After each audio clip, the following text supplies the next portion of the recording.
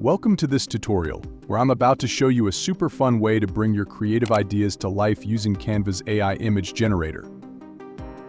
Let's get started. First things first, open up a new Canva project. On the left side of your screen, you'll see a menu. Scroll down and click on Apps. It might be set to Design by default, but don't worry, just switch over to Apps. Now in the search bar, type AI Image Generator or Magic Media. Canva has several amazing AI-powered tools like Image Dreamer, AI Image Gen, Mojo AI, and even Darling. All you have to do is click on one that catches your eye. Each of these tools can help you generate stunning visuals with just a few clicks. Here's where the magic happens. Think about the image you want to create and type in your prompt. It could be anything. Get as creative or specific as you want.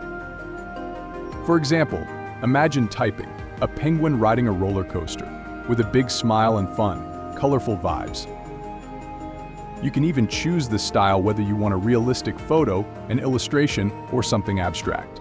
You can also pick the format like square or landscape, depending on your project. Hit generate and let Canva's AI work its magic. In a few moments, you'll see the results.